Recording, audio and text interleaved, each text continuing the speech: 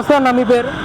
పేరు మొహమ్మద్ రఫీ అండి. ఏ నియోజకవర్గం? మంగళగిరి నియోజకవర్గం. ఏంటంటే మరి మంగళగిరి నియోజకవర్గంలో ముగ్గురు వ్యక్తులు పోటీలో నిలబడే అవకాశం ఉందని చెప్పి ప్రచారం జరుగుతూ ఉంది.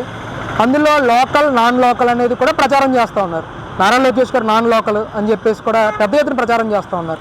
మరి ఈ నియోజకవర్గానికి సంబంధించిన వ్యక్తిగా ఈ ప్రచారాన్ని ఎంతవరకు సమర్థిస్తారు? అసలు మీ నియోజకవర్గంలో పోటీ ఎలా ఉండబోతుంది అంటారు? ఇక్కడ లోకల్ నాన్ లోకల్ అనేది సమస్య కాదండి. ఫస్ట్ పోయినసారి ఆర్కే గారు ఇక్కడ 5 సంవత్సరాలు ఎమ్మెల్యేగా చేశారు. ఈసారి కూడా ఆర్కే గారు 5 సంవత్సరాలు చేశారు. అసలు ఆర్కే గారు ఈ నియోజకవర్గం అతను కాదు, కొన్నూరు నియోజకవర్గం అతను. ఇంకొక విషయం ఏంటంటే లోకేష్ గారు పోయిన 2019 ఎలక్షన్ ముందు 20 రోజుల ముందు మన మంగళగిరికి వచ్చారు. 20 రోజుల ముందు ఆయన ప్రజల్లోకి వెళ్ళలేకపోయారు. ప్రజల్లోకి వెళ్ళలేక ఆయన చెప్పాల్సిన సరిగ్గా ప్రజలు అర్థం చేసుకోకుండా సార్ ఏంటంటే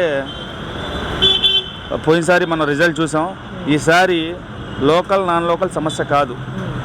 ఈ నియోజకవర్గంలో 4.5 సంవత్సరాల నుంచి లోకేష్ గారు ఎలాంటి పనులు చేస్తున్నారో అది ప్రత్యక్షంగాని పరోక్షంగాని ప్రజలు గమనిస్తూనే ఉన్నారు. ఇప్పుడు మీరు లోకల్ అన్నారు కాబట్టి ఇంకో విషయం చెప్తున్నాను. అసలు గంజి చిరంజీవి గారు ఉన్నారు. అతను ఏ నియోజకవర్గం అసలు ఎక్కడ అతను అనేది కొంచెం మీరు ఒక 20 సంవత్సరాల ముందు వెళ్ళి ఒకసారి మీరు సర్వే చేస్తే మీరు ప్రజలు చెప్తారు మీకు. ఇప్పుడు లోకేష్ గారి తాతయ్య గారు రామారావు ఇక్కడ సబ్ రిజిస్టర్ ఆఫీసర్గా ఇంతకుముందు చేసిన విషయం మీకు చూశారు. దాని గురించి మీరు ప్రజలే చెప్తారు.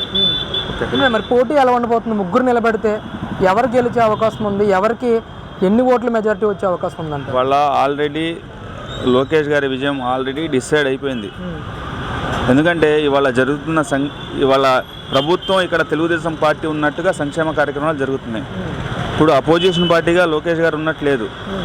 ప్రభుత్వ కార్యక్రమాల కంటే మిన్నగా 90% మిన్నగా ఏంటంటే ఇక్కడ కార్యక్రమాలు జరుగుతున్నాయి. ఇప్పుడు ఒక ఆదర్శంగా నియోజకవర్గంగా లోకేష్ గారు ఇక్కడ మంగళగిరి నియోజకవర్గాన్ని తీసుకున్నారు.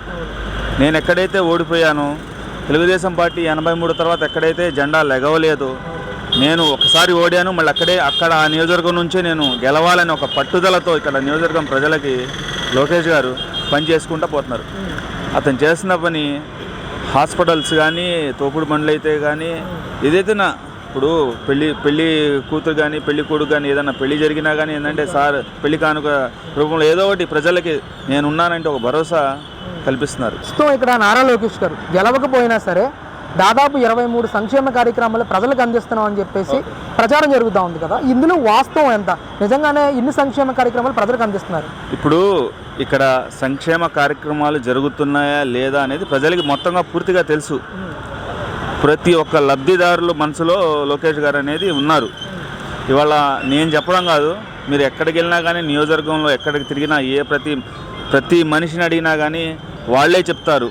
వాళ్ళ మనస్సాగి ఏంటంటే ఇప్పుడు కొంచెం ఏంటంటే భయంతో ఈ రాజశేఖర రెడ్డి జగన్ గారితో భయంతో ఏది చేస్తాడనే భయం ఇంకా ప్రజలు ఏంటంటే ఇంకా ముందుకు రానున్న రోజుల్లో అందరూ వస్తారు. జగన్మోహన్ రెడ్డికి తగిన బుద్ధి చెప్తారు. ఇక్కడ నుంచి లోకేష్ గారు తప్పకుండా 1,00,000 మెజారిటీతో ఇక్కడ నుంచి గెలుస్తారు.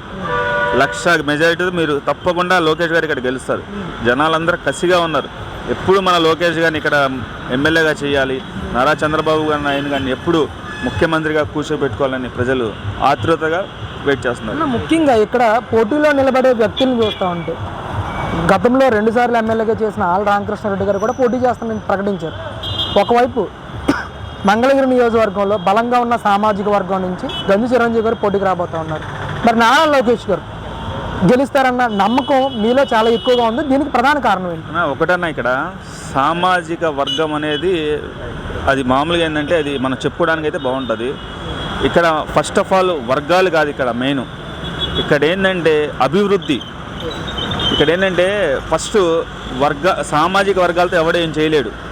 ఇక్కడ ఏంటంటే అభివృద్ధి. నారా లోకేష్ గారు గెలుస్తారనే ఒక నమ్మకంతో ప్రజలు సామాజిక వర్గాలు ఎస్సీ కానీ బీసీ కానీ ఎస్టీ కానీ మైనార్టీ కానీ ఏ వర్గమైనా కానీ ఒక్క సైడు లోకేష్ గారిని నమ్మారు. ఈ 4.5 సంవత్సరాలు ఏంటో లోకేష్ గారు చూశారు.